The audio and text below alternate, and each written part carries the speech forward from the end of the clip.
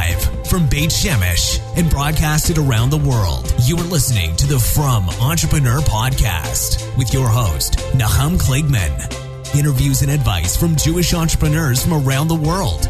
Listen, learn, be Matzliach. Welcome to episode 30 of the From Entrepreneur. Today, I have an interview with the founder of Bottom Line Marketing Group, an author, radio host, Yitzchok Saftlas.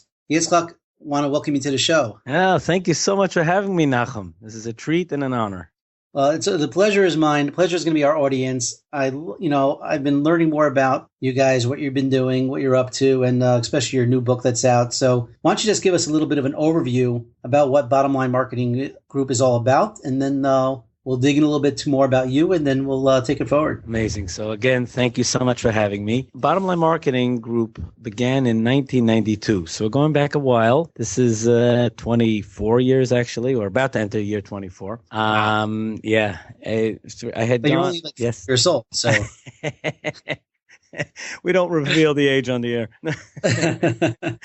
So I had gone to FIT. Not that any particular person who would entertain going to a secular school obviously should speak with their Rav, obviously. But I had gone with another frum person. We were like a shomer for each other, and we had.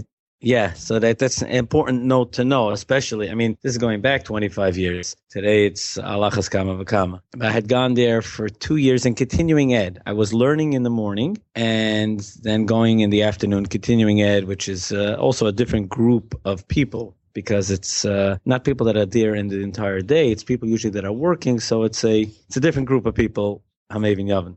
We were there in 88, 89, and then I had gotten an offer actually through a good friend of mine and a good friend of everyone in Klal Yisrael, Rabbi Pesach Krohn. I'm very close to him, and he knew about an offer. He knew about a intern position at ArtScroll. So I worked at ArtScroll from 89 to 92. And then we started Bottom Line in What type of stuff? In the art department, working on covers, I was there. It was very exciting with the Gemara project, the Talmud, of course, the famous now, everyone who doesn't know about the Schottenstein edition. I was there at the very beginning, the development of the project. Exactly. My first Masechta I learned was Makos, which I happen to be learning now, 25 years later. Mm-hmm. But it's the first Masechta I learned back when I was in Neve 25 years ago because of the ArtScroll Gemara. It just made it somewhat, took something that was seemed so impossible and made it possible. Absolutely. I mean, no one could take away from ArtScroll's accomplishments. They certainly from the a revolution of sorts. Of sorts. I mean, it's the ArtScroll revolution is a revolution on what it accomplished for Klal Yisrael. Rabbi Zlotowitz is a visionary. Rabbi Zlotowitz, Rabbi Sherman, and Rabbi Brander are visionaries. And I was zeicha to be part of that team for 3 years. And when you say, it's interesting, Makos was the first edition they came out with, actually. Right. In fact, I'm not sure if you have it. I have an edition that was before Schottenstein. On the really? Yeah. That's I guess a collector's item at this point. I'm sorry? You know what you could get for that on eBay? I didn't post it yet, but I guess after this interview I should. So that was that. And then in 92 started in my parents' basement. And that's, as they say, humble beginnings. And that's the way anyone really should look at any type of opportunity. We live in a world where the media will glorify someone who's, the Mark Zuckerbergs, right? The guy who's, in 2 years became a billionaire. Right. It just doesn't work like that. Again, there are exceptions, and that proves that the Rebbeinu Shalom runs the world. Hashem could do whatever he wants. But I'm sorry? What's funny is that a lot of these guys are Jewish, but not from. A lot of these guys that seem to make it with these big companies. Yeah, it's Google and Facebook and Salesforce and LinkedIn and PayPal and the list goes on and on. Yeah, I mean it's the concept in general that someone could be paid off or win the lottery or make it quick, go from 0 to $1 billion. It can happen, but in general, people should know that's not the road. Right? No, and it's important to stress that because I think there was even a quote from Ben Brafman, right, a famous attorney, and I think he said it took 40 years to become an overnight success. Yes, and beautiful. And it's an important quote, because people, look at people who made it, Baruch Hashem, are successful, and almost like, they don't realize the road, the path that it takes, the years, the hours, the investment of time and money and resources and koyach. It does take them. There are no shortcuts for that. So on bottom line, just fast forwarding, we Baruch Hashem moved to our Prince basement in 95, moved to our first place on Coney Island, expanded our staff, keep on fast forwarding. We added internet in 98, 99. We moved again. I'll skip to 05. 05 was a kind of an important year because we did Bloomberg for mayor in New York. So that was a particular... Well, there's probably a few agencies now. I'm not sure. Remember, he ran 3 times. So he ran 01, 5, and 9. I was not involved in the 01 or 09 race. So there may have been others, but in 05, we handled the Jewish demographic. And that was for direct mail, literature, and strategy. So that was an important year. And then in 06 already, we moved to, we bought a building, and now we moved in 07. So just quickly about bottom line itself, we specialize in 3 particular areas: corporate, nonprofit, and political work. Corporate accounts include, both within the Hamisha world and in the general world. And on the nonprofit side, that's primarily what we're known for, because we, Baruch Hashem, do many, many newsletters for many meistis. Each one is unique. Each one is approached, with an independent, fresh perspective in order to bring out what that meistit represents. We do a lot of books. We're zeichet to do work for Dirshu. That's a very big schus of ours. On a personal level, I was very close to Rav Avigdor Miller, Zatzal. And therefore, a lot, I actually still listen to shiurim on a daily basis. But the reason why I point that out is that any work that we do for a nonprofit, while it's true we're a marketing firm and it's parnasa for us, but of course it's a great schus, and we don't minimize that at all. Meaning there's a real schus factor to be able to promote, whether it's for the fundraising, recruitment, the branding. I know we'll get into that a little later. And the political side is always interesting. Bloomberg, another campaign we'll talk about a little later probably, is the Bob Turner race. So that's a brief nutshell about some of the work we've done and about bottom line itself. It's basically, in a nutshell, getting to know our client, getting to know what they're all about and what they're trying to accomplish, either through sales or through fundraising or through branding, etc. And then putting together the entire team in order to properly communicate that message to the intended recipient. Okay, so we're going to dig into bottom line in just a few moments, but just a little bit more about yourself. Where did you grow up? Where did you go to school, yeshiva, that type of thing? Yeah, so, Flatbush. I think I was born in Manhattan, but my parents were in Queens till I was 4. Then Flatbush all the way straight. I've been in Flatbush since I was 4. Yeshiva, I went to Yeshiva Tiferes Elimelech for elementary. For Masifta, I was in Adelphia, very close to Rav Yerucham Shane, Rav David Trank. Yeah, that's my short story. And for Beis Medrash, for many years, and I still have a very close kesher to Rav Zelig Friedman in Flatbush. He gives, he's a very, very special individual. He's a allergist, a doctor by trade, but he gives approximately 25 to 30 hours of shiurim a week. Wow. And yeah, he's a real tzaddik, a real nister. And so well, not anymore. I'm sorry? Not anymore. Not after mentioning on this podcast. That's right. And if anyone... secret's out. Yeah, he gives shiurim, literally round the clock. 30 hours a week of shiurim. And he's right there in East 9th between O and P, and the door's always open. And he just gives shiurim, and he's... I've been close to him. And he was the one actually when I was in FIT, that's where I was going in the mornings. But even as Balabas, I still maintain a close kesher and attend many of his shiurim. He gives shiurim a lot on his industry, like on health and... No, it's primarily Gemara shiurim. He has a steady Amud Yomi shiur, and then he gives, every day he has a specific schedule. Like on Mondays, I think it's Kedushin, and then Archas Chaim, and Archas Tzadikim. Because he has halacha also on other days. But he has a set schedule, and it's open for any balabas, and even Beis Medrash age through... he's had people there that were in their 90s. So wow. It's just so I definitely avail myself and encourage anyone to avail themselves, whoever lives in Flatbush. But yes. Great. So how did you get into marketing? Like, were you always, as a youngster, always into marketing, promoting stuff? Like, why marketing? Yeah, so I know I shouldn't say this on the air, and I say this tongue in cheek, but the standard answer is doodling in the Gemara. But but that's, I don't want to say that. That's not that's just tongue in cheek. Right. I had always enjoyed drawing. And it's interesting, I had taken an aptitude test when I was after high school. And it came up that, those nakudas about communication, about art had come up very strong. And that's when I decided to pursue taking those courses at FIT.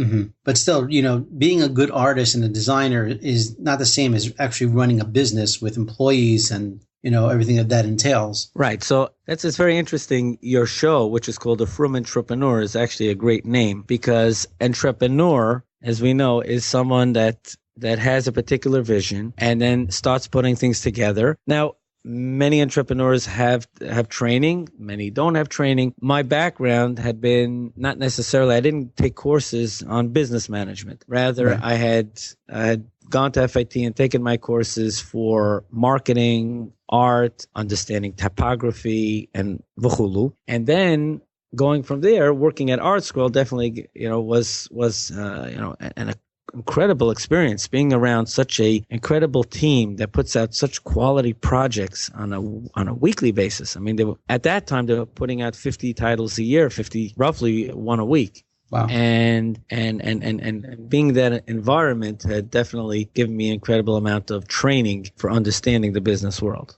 Interesting. Very interesting. How many employees do you have now? Do you do everything in-house or do you outsource any stuff? So that's a very fair question, especially in today's day and age where it can outsource. My stuff, we have a team of 13 and everything is done in-house. There are sometimes if let's say there's a particular overload and we need to outsource, we'll do that, but on a very, very seldom basis. And the reason is, I don't want to take anything away from outsourcing because there's some that have gotten that to work. However, we like to have a very, very tight view on everything we're producing for a client. So we have found that when we just outsource, especially because most of the work is creative work. So if it's just outsourced and then it comes back, many times there are nuances that are lost in the communication and it just adds many extra rounds. So whereas I'm sure for many industries, outsourcing can work and works well. So I don't want anyone to misinterpret that I'm knocking outsourcing. Right. But when it comes to the creative process, we have tested it. We have found that it just there's a lossage in the translation, and therefore it can cause a frustration and a delay in time. So we personally we do not outsource in general. Gotcha. So tell me a little bit about this radio show that you have. How did that come about and when does that air? Yes, that's very interesting. A couple of months ago, it's actually in May of this year. So a chaver of mine, from person, had some type of connection with 77 WABC. That's the legendary WABC. We all grew up. We were at Bob Grant and Rush Limbaugh and Jay Diamond, V'chulu. And he said there's a slot. It's Sunday night. It's 11 to 12, and they're looking to do a business show. Would you be interested? I was like, interested? Okay. What's involved? So, okay, there was a type of package that had to be put together, barter, etc. But the main thing was that we had to prove that we could come up with a weekly, consistently a weekly schedule that of great guests and real content for the radio station. So we made that presentation. And Baruch Hashem, the rest is history. We started in early July of this year. So this will now complete 6 months. And we've had an incredible guest. I mean, we had, our goal is to get C-level executives or executives that are out there, or shouldn't say executives necessarily, but businessmen and people out there that could share incredible perspective and advice. So for example, we had Captain Sully Sullenberger, who landed the plane in the Hudson. So the concept, now people asked me before and they said, wow, that's a great name, but what shaykhs does that have to business? And the real answer is, well, talk about, staying cool under pressure. Every businessman faces pressure and faces challenging situations. And who would be a better person to talk about handling pressure than Captain Sully Sullenberger? I mean, he dealt with the ultimate challenge of a life. I mean, he had 155 people on board, and if he didn't handle it cool, they wouldn't be here. So we had someone like that. We had Stephen Aldridge. He's a senior vice president at GoDaddy. So we talked about websites. We talked with the general manager at Uber. We talked with Matt Britton. He's the CEO of MRY. And, just to name a few. And we had a couple of CEOs from Fortune 500 companies. We had the former CEO of Saks Fifth Avenue. We had Jim Malcolm. He's the president of Ricoh, Fortune 500 company. And just last week, we had the CEO of Liberty Tax Service, also a Fortune 500 company, as my guest. So Baruch Hashem, that has been developing well. That's not necessarily a Hamish approach. That's, as you can see, it's really open to the public. But that Baruch Hashem has been working out extremely well.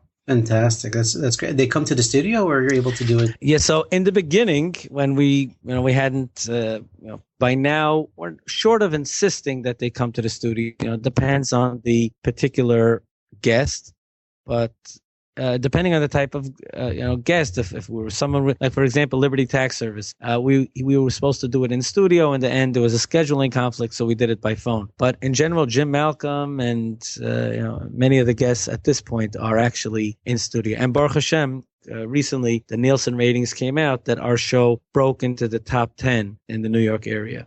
Wow, that's fantastic. Yeah, during that slot. Actually, it's amazing, the Nielsen, how I don't exactly understand their formula, but I know that they are the go-to people and the most trusted name in terms of statistics and formula. And sure, for males 25 and over, we actually came ahead of WINS during that hour. Cool. So yeah, cool. Pretty cool. Baruch Hashem. Let's talk about, I see that one of your other clients is L&R Distributors. That's Mark Bodner. Yes, Mike Bodner. We do, we're middle of a big project for him. I was just with him last night. Very, very special individual. Was he on your airwaves? No, I'm trying to get him on the show, but we haven't. I will, Bez Hashem. I will try to work on that. That. Yeah, fantastic. 100%. Yeah, a very good guy. I was involved with the Mishpacha interview that he did a number of years ago, and very special person who's also, willing to share and advise people. Very special. Yeah, I reached out to him once about a project, and he was very forthcoming, very willing to help out and give advice. Yeah, really, really incredible guy. Yes, that's correct. So you did the last Bloomberg for mayor, right? Project that went out well,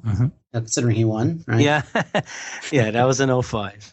Yes, that was in 2005. So what about, who are you pulling for in the Republican primaries? Who are you going for? And who would be your dream client, I guess, of all the candidates? So it's very interesting when you talk about, because I'll split the question. Dream client is one question, who I'm pulling for. So I think I could guess who your dream client would be. But believe it or not, that's an interesting question, because my dream client and who I'm pulling for are not necessarily one and the same. I was going to say, I think I know who your dream client would be. That may not necessarily be your pick. Yeah, but in terms of a presidential race, it is interesting. In general, we have not been, I should take that back. In 2008, we did a little work for Giuliani. Oh, that's nice. Yeah, but our focus usually is on either on the state legislature, an assemblyman, a state senator, a governor. We have been involved in a governor race with Tom Golisano in 2002. On the city level, for sure, and congressional races. Presidential race is really is a different animal. And I know, you got the elephants and the donkeys, but so that's as far as a client. But as far as who I'm going for, it's honestly, I have not made up my mind yet. It's probably clearly going to be. Well, could we assume you're going Republican? Yeah, or I would vote. That's a no-brainer, you're saying? Yeah, I'm going to probably vote Republican, although I am a registered Democrat, and most New Yorkers, that's actually something that someone from the 5 boroughs would understand well. Because Democrats. and because then I could vote in the primaries and actually have an effect where almost, the majority of all the elected officials in the 5 boroughs are Democrats. So if someone's registered as a Republican, I don't want to take this away, because people have encouraged maybe we should register Republicans and have more of a say. But for now, certainly, as someone living in the 5 boroughs will have a far greater impact registering as a Dem over a Republican. Interesting. Very interesting. Yeah. All right, let's talk a little bit about, you have a new book out. You're now an author. That's super exciting. Why don't you tell us a little bit about that? What's the book about? How did it come about? Yeah, so thank you very much. The book is called So What's the Bottom Line? And it's published by Morgan James Publishing. So this is a publishing company out there in the world. And they've gotten it into Barnes & Noble. It's on Amazon. It's Walmart, Target, etc. The book is, the subtitle says it all, 76 Proven Marketing Tips and Techniques for Building Your Business and your personal brand. So the book is for entrepreneurs, it's for salespeople, it's for marketers, and it's really for anyone who wants to get ahead in the business world and be ambitious. So there's all types of material in here. There are many chapters that are specifically regarding marketing, and we can get to some examples. But then there are many that have to do with general concepts, which are not necessarily marketing concepts. So for example, there's one chapter in here, The Times Demand Urgency. We talk about deadlines. In fact, every chapter ends with a short, first of all, the makeup of the book, it's 260 pages, roughly 266. And each chapter is roughly 4 pages, 3 to 4 pages long. So it's easy to read. It's easy to read. You could just pick it up, spend 4 or 5 minutes, put it down, and you don't have to feel like you're stuck in the middle. You read a chapter and then you move on. You can sit down, read 1 chapter, 5 chapters, etc. And each chapter ends with a bottom line action step. So for example, this is a two-page chapter, The Times Demand Urgency, and the bottom line action step is beat your deadlines, but don't let your deadlines beat you. And we talk about it in just 2 pages, the importance of a deadline, because that gets things done. Yet at the same time, how to make sure that, you can handle it and deal with it as you approach the impending deadline. So that's I guess, a short take about the book. And actually, the foreword was written by the Honorable Bob Turner. I drop about that. He was the one, the congressional race that we ran in 2011. That was Anthony Weiner had stepped down, and then there was just a special election, and Bob Turner was running as a Republican against David Weprin as a Democrat. It was a quick race, and the odds that Bob Turner would win were very, very slim. It wasn't just a slim underdog. I mean, it was the outright underdog. It wasn't even a chance, the way many people had described it, that he would win. And we did pull off a major upset victory. So we had remained close. And then when I was nearing the completion of the book, I had gone through a list of who would be great to write the foreword. And a number of people said, wow, if you can get Bob Turner to do it, that would be great. Because Bob Turner, I mean, he was he gained national fame. He won the election, but also he was a media executive for many, many years. So he's someone that could relate to the role of marketing and business, etc. And he wrote a very, very beautiful foreword. So he wrote the foreword of the book. Fantastic. What made you decide to do the book? Is it something you've wanted to do for a long time? Did someone suggest it to you? How did that come about? Yeah, so the credit goes actually to Rabbi Pinchas Lipschitz of the Ted Ne'eman here in America. This was back in 2009. He said to me, listen, times are tough for everyone. Perhaps would you pen a column in the Ated, a weekly marketing column? I said, it's a great idea. Let me think about it. Let me start to sketch this out and see how viable it is, how much time it will take, v'chulu. And I got back to him. I got back to him in short order saying I would do it. And then it took whatever it is, 4 to 6 weeks till we got, everything lined up in order to pull off such a quality column. And then I started writing a column every week, or roughly every week. About deadlines. All about marketing and business, etc. And that got me thinking, say, hey, we should, at some point, let's do a book. So actually, there is a portion of the articles or the chapters that were culled or built upon from those columns in the Ated. I mean, they all were edited, because remember, in the Ated, it could have a more Hamish feel and could use, Hamish lingo, if you will. But in the book, that had to all be, it's a general market book. So he really gets the credit, because it all started with that, by doing a weekly column in the Ated, that got things going that, hey, maybe we should really do a book. Fantastic. It's great. It's great. Let me ask you some lightning round questions. Sure. It's a fun part of the show. Mm-hmm. What would you say? You've started pretty young, but the question is, what was the worst job you ever had, and what did you learn from it? Well, putting me on the spot. We won't identify where, but I'd say the worst. That's funny. I guess want to identify, but go ahead. Yeah. It was probably, I would have to say, being a waiter. Being a waiter when I was, let's say, 12 or 13, whatever, 13 or 14, whatever it was really challenging.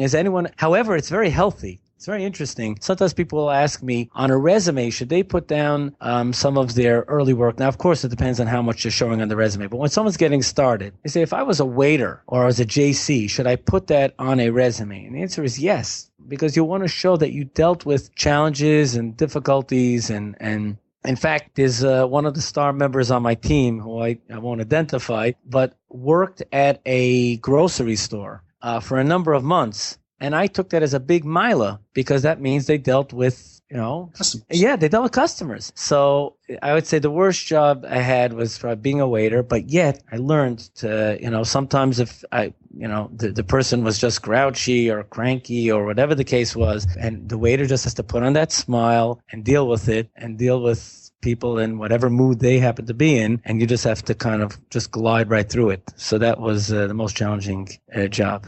Great. What would you say is the best advice you ever received? Yeah, that many years ago, I received this advice from a friend that I'm still very close with. His name is David Shield. He lives in Bergenfield, New Jersey. He has a marketing firm specifically for really the healthcare industry. He has a lot of nursing homes and hospitals. Very special individual. And I remember we did some work with him many years ago, and there was a certain project we were doing for him, and he was, asking me a number of questions about the deadline, when he'll see it, etc. And I remember he made something very clear. He says, Yitzchok, you have to understand what's going on in the client's mind. He says, and communicate that. So he stressed the importance of communication to a very, very great degree. It made a great impression on me. Obviously, I was able to get great advice from Rabbi Meir Zlotowitz. I was very close to him. Another person who I was very close to is Rabbi Nachum Stillerman. I'm not sure if he's familiar to the listeners. I did interact with him. And of course, Rabbi David Goldwasser, who I also remain very close with, also received constantly great advice. But that one from David Schild about always making sure what's going on in the client mind and to understand that and had to make sure that I communicate whatever's supposed to be communicating but to communicate it in a way that it's really being received. Fantastic. That's great advice. Great advice. Tell us a marketing horror story and how you overcame it. It is a very interesting one.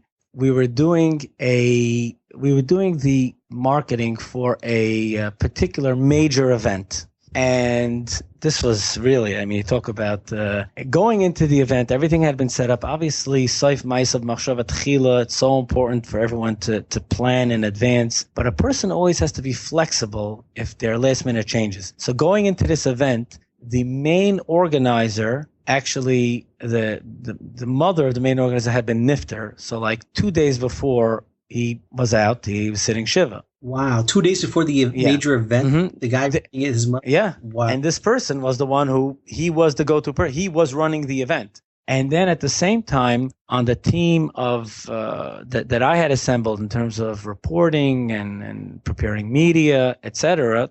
So my main person actually had some type of a medical emergency when I was in the hospital. And that happened on the day of the event. Wow. Going into the event, there were just many, many things that were very challenging, and that had been and actually was a hurricane here in the Northeast a week before. Talk about everything else. There's a hurricane. Talk about the perfect storm, and no pun intended. Right. This was it. A lot of things that just, Misa Sutton, just everything kind of just plopped right in the way. And it was extremely challenging. However, as far as how a person could overcome that, first rule of thumb is take a deep breath. And I really mean that because yes, there's going to be some sweating. It's going to be tough. And I'm not sugarcoating that a challenge like that is really a serious challenge. I'm not sugarcoating it. However, a person has to also let their mind just think for a minute, because under those situations, it's very challenging to let the mind come up with creative solutions because we're under the gun. It's under serious pressure, but yet you need to have some, you got to take a step back, be mispal atachayne lodem das, really daven hard that the mind comes up with great suggestions and solutions to deal with an impossible challenge. And, Baruch Hashem, everything fell into place and wound up working with, I guess those are times that you definitely have to outsource. Right. And by the way, there's another important takeaway is a person should always have down a list of potential, go-to people in case of an emergency. I mean, it's known. Yeah, I mean, it's known that, for example, sports teams will have, they have their team that shows up on the field, but then there are people in the back office that have a list of whoever's in the minors and whoever's even on other teams, whatever it is, because on a moment's notice, if a player goes down as injured, they're going to need to have someone up either the same day or by the next day. So a person should always prepare themselves. And as we do here at Bottom Line, we do have certain lists for go-to people in various scenarios. Amazing. Very, very good advice as well. And that is a crazy story. Yeah.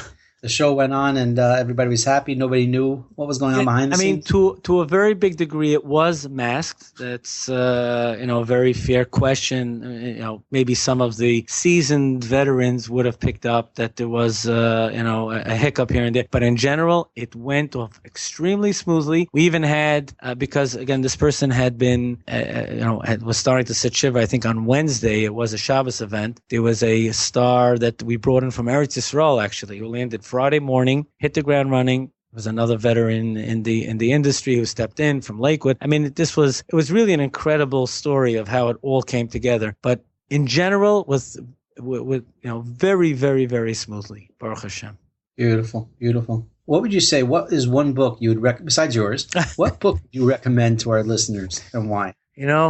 It's very interesting because there's so many different ones. One particular one that I'd recommend is called What Clients Love by Harry Beckwith. And the subtitle is A Field Guide to Growing Your Business. And the reason why I happen to love that one is because it's very short chapters, and he talks in there about all types of day-to-day communication and strategy and advice that really could set a person clear with great perspective. I know, for example, he has in there one chapter where I love, it's called The Velvet Sledgehammer. And in it, he talks about, for example, a salesperson. We know some salespeople are a little pushy and they go over the line. They turn off prospective customers. Yet at the same time, a salesperson has to be ambitious, has to have drive, and has to be on top of getting the sale. Otherwise, it could slip away. So The Velvet Sledgehammer, that chapter, gives great perspective on staying persistent, yet at the same time doing it, with a velvet touch. So that's a particular book I'd recommend for the island.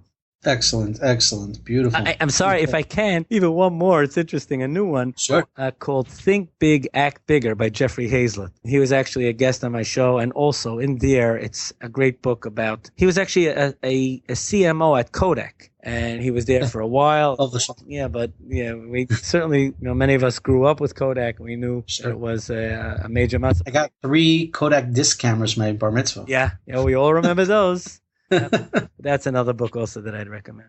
Excellent. Okay, we're going to link to that one as well. All right, final question. What is one business idea for a new business that you're willing to give away to our listeners? I like this question just because, there's so many business ideas out there. And I'm sure, as an entrepreneur, as a business owner, you probably come up with ideas, but we don't always get a chance to share them. And sometimes we hold on to them. But what is one, if you have one, that you're willing to share with our listeners? So, yes, 100%.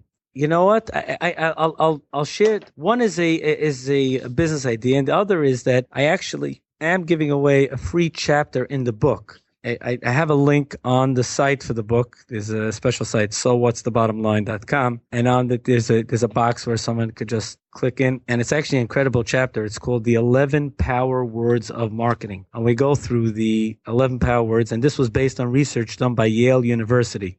So it's a real study that was done, and it's really incredible stuff. I mean, this is real secrets giving away. But to answer your point directly, I would say, if I may, I'm going to answer it from a marketing perspective, and that is, whenever you create your marketing materials, be it an ad, be it a print ad, be it radio ad, be it a brochure, make sure that the call to action is clear. Because I've seen this violated so many times, and unfortunately, so much money is then lost. So I'll explain. Let's say there is a brochure that's being sent out, or we'll say a Chinese auction catalog. So at the end of the day, we're looking for people to call, we're looking for people to go to a website or to get involved. Is that information clear? Is the phone number clear? Is the website information clear? There have been times I've seen big brochures go out and you have to look for that information. That's a terrible mistake, because you always want to make sure that the ability to convert for this person that you spent so much money trying to impress is clear. Because if they get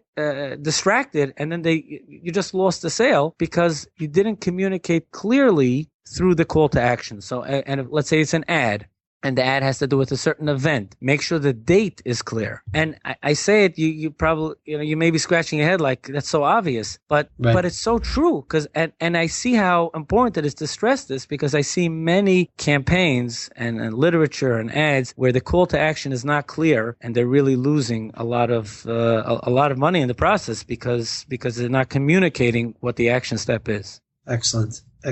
Well, Yitzchok, this has been great. It was so good to hear your story, learn more about you, learn more about Bottom Line Marketing Group, your radio show, your new book. Really exciting things. I look forward to hearing more exciting things from you and from Bottom Line Marketing. And, I want to again thank you for taking the time and for coming on the show. Oh, you're very welcome. And again, a special yeshakayach to you. It's tremendous chesed that you're doing. Tremendous chesed. We know that many in the Frum community did not get professional training, and therefore by having access to programs like yourself, this is just like, free college, as they say. And it really is. It's tremendous chesed that you're doing, Nachum.